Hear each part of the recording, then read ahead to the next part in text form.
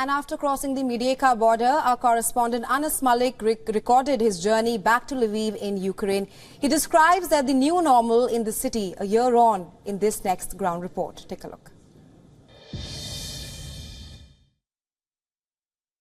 It's raining. We've crossed over into Ukraine from Poland. We walked our way and then found a cab.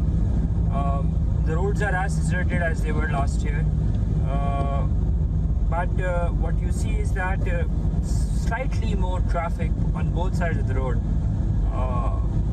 both towards that's going towards Lviv and that's going towards the borders. The Mediaca-Sheni border crossing is one of those which is which goes on, which is open essentially 24 hours. So therefore, this border crossing and then onwards, you see these cars driving on the other side of the road, going towards the border despite the fact that it's almost sunset now. We've entered the city of Lviv. If I compare it with last year around this time, probably people are getting accustomed to the new normal. I see buses running now, people standing at the bus stops. You see that's a bus at a bus stop, leaving from a bus stop. But the amount of checkposts too have gone significantly down. And our correspondent Anas Malik is now joining us live from Lviv in Ukraine. Hi Anas. Now the war in Ukraine is approaching its first year. Resha, and a very good morning to you from... Good morning to you too, Anas. Now, I was asking you that the war in Ukraine is approaching its first year anniversary. You're right now in Lviv in Ukraine. Tell us about how the people in Ukraine are getting back to their normal lives in the face of a Russian aggression. Well, you heard the report. I crossed over last evening, roughly about 12 hours back from Mediaca in Poland into Sheni and onwards to Lviv. Last year I was here as well. We at Review On were reporting. We were one of the few channels to be here and reporting on the ground. And the scenes have drastically changed. They've turned 360 degrees, it won't be wrong to say.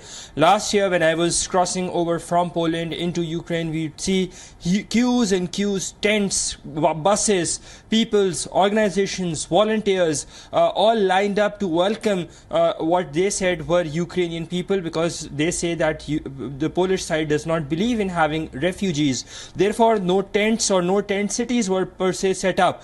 Yesterday, it was all changed. Barely there was a camp. There was a camp of the IOM. That was a welcome camp. There was a camp of a telecom company asking if those who are crossing in would be needing SIM cards. And then there was a camp of the UNICEF and the UN. That's it. Lesser people on the other side, on both sides in fact. I remember when I crossed over into Ukraine on the 4th of March last year, roughly 6 days after the Russian aggression began, we saw that there was at least a 10-kilometer long queue, and I had to walk at least 7 kilometers with all of the luggage because no cab, no taxi, nobody could get even closer to the border with a car. Yesterday, it was that as I exited the border terminal, the cab was right there.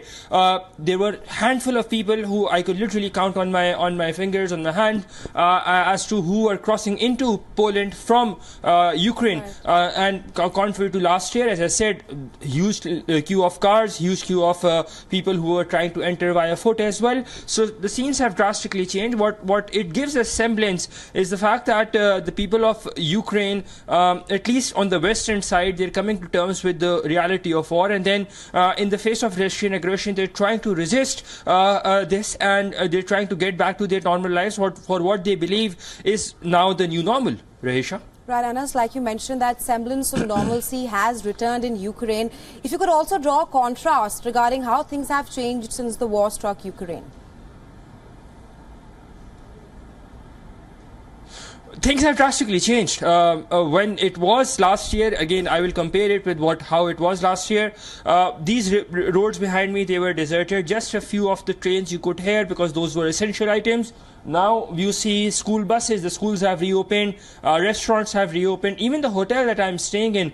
Last year you would get a limited amount of food until and a limited amount on the menu with regards to the food as well, the provision of food. But last night it was open at least until 11, and this is the same hotel. And I was speaking to a colleague of ours, and I was telling them that how I can't really believe with my own eyes that in a year from now, in a year's time, things have so drastically changed. The buses are back, the public transport is back, but the fare continues. The fear of living under Russian aggression continues. The fear of living under the constant fear of an attack continues. There was something odd last night. That was a power breakdown, something that we have not seen previously, or at least I have not witnessed.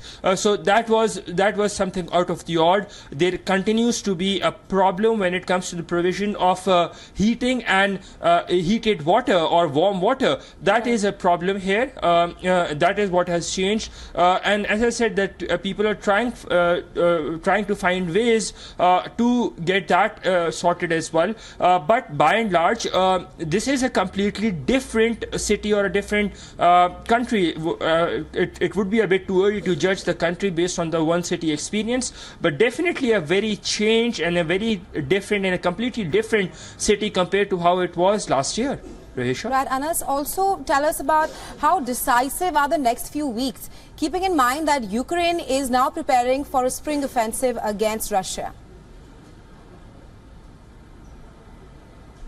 A spring and a spring counteroffensive and a summer counteroffensive is what has been on the cards, and that is why the Ukrainian side has been actively asking for one thing, that is more and more weapons.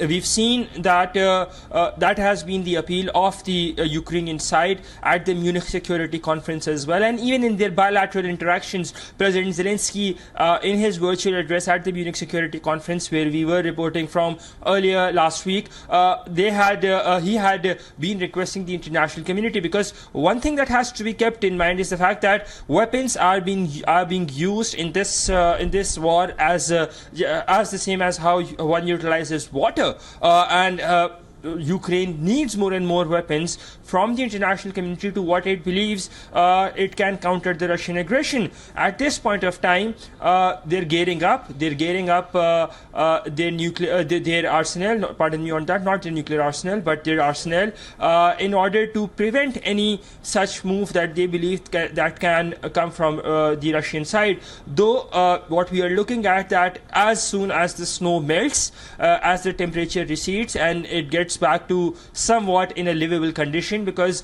in parts of Ukraine temperature goes up to -22 in parts of eastern Ukraine, where the war has been very active and the hostility has been quite a lot. So as the temperature comes down and it comes to nearer to what is in a livable condition, then we'd be expecting this conflict to go probably full scale from both the sides, and that is the reason the Ukrainian side is gearing. They are bringing in more and more, or they're requesting more and more weapons in order to hold it up, so that as and when the time comes, they are fully prepared. And that is the reason the next few weeks, whether the provision of those weapons that is being demanded, if at all it is made, then that can surely change the discourse of the war, as and when the summer and spring counteroffensive is planned by the Ukrainian side. Rahisha? Thank you, Anas, for joining us live from Lviv in Ukraine. We will, of course, be tracking this very closely here at WION. Thanks very much.